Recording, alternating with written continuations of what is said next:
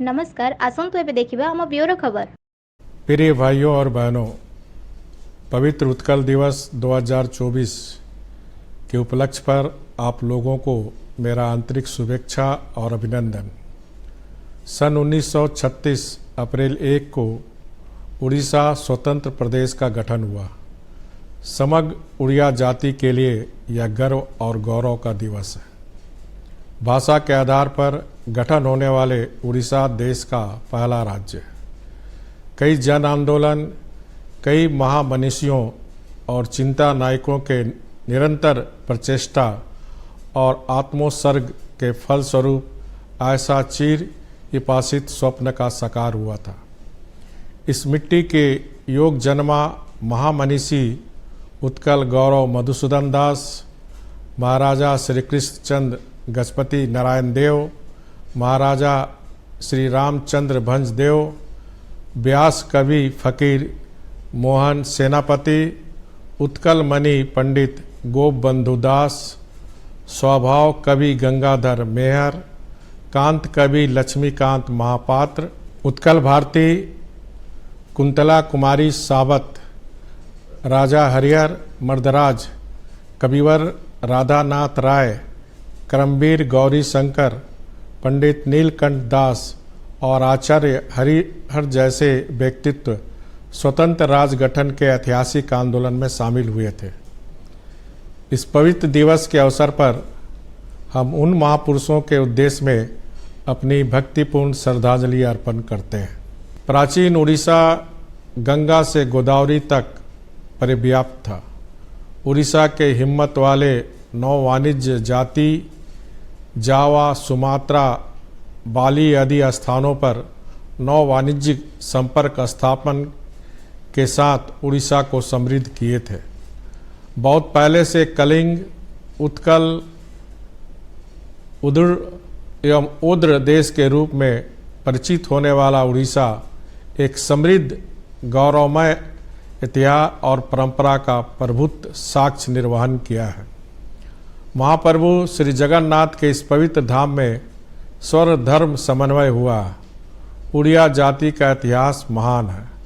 महान नरपति, महावेगवाहन एर खारवेल और सम्राट कपिलेंद्र देव के वीरत्व इतिहास के स्वर्ण अक्षरों में लिखा हुआ है।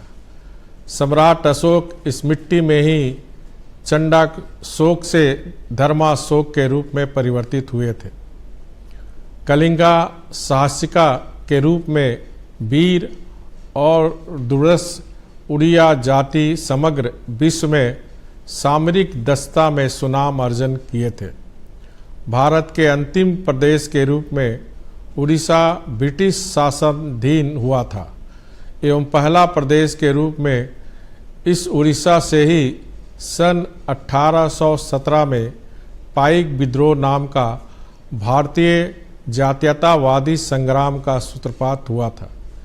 जयी राजगुरु के द्वारा संगठित ब्रिटिश विरोधी संग्राम से 1817 में बख्शी जगबंधु के प्रभावशाली नेतृत्व में परिचालित पाइक विद्रोह उड़ीसा की मिट्टी में अंग्रेजी शासन को हिला दिया था।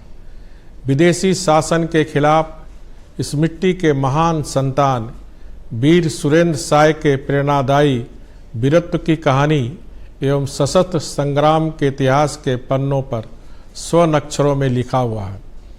आज इस अवसर पर वही महान व्यक्तित्व के उद्देश्य में मैं श्रद्धांजलि अर्पित करता हूँ। उड़ियाओं के लिए सन 1936 अप्रैल 1 में भाषा के आधार पर एक स्वतंत्र प्रदेश गठन होने के फलस्वरूप स्वाधीन भारत में इस प्रक्रिया के अनुसार और कितने राज्य गठन का पथ प्रशस्त हुआ था।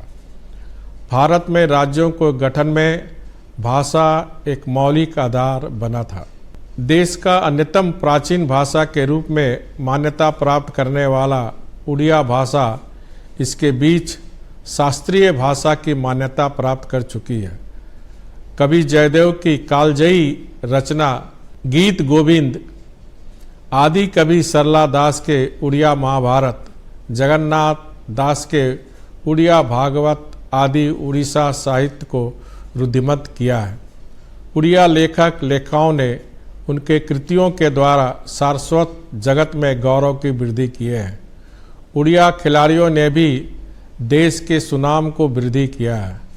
उड़िया बच्चों ने उनकी दक्षता और प्रतिभा के माध्यम से देश को विश्व स्तर पर गौरवमय किया है। माँ रमा देवी के से प्रारंभ कर आज तक संगीत, संबलपुरी नृत्य और संगीत, लोक कला, लोक नृत्य आज देश विदेशों में उड़िया जाति के लिए प्रसिद्धि बटोर सकी है। स्वतंत्र उड़ीसा उसकी प्राकृतिक सौंदर्य, खनिज संसाधन, पर्यटन संसाधन और सांस्कृतिक विभव आदि क्षेत्र में समग्र विश्व की दृष्टि आकर्षण की है।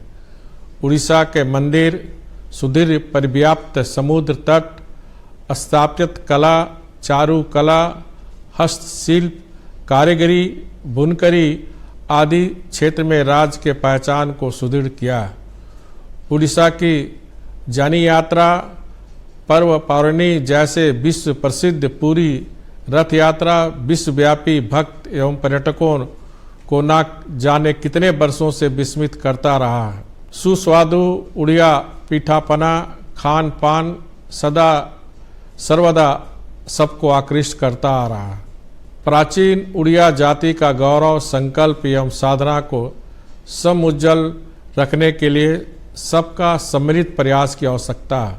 आइए जाति, धर्म, वर्ण सर्वोपरि हम सब मिलकर सशक्त उड़ीसा गठन करने का प्रण लेंगे।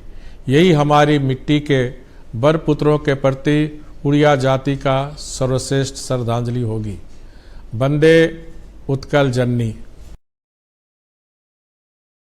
आम चैनल आपन को पसंद आसुले दयाकरी चैनल को लाइक और सब्सक्राइब करंतु एवं नोटिफिकेशन पाई बेल आइकन को दबाई दियंतु।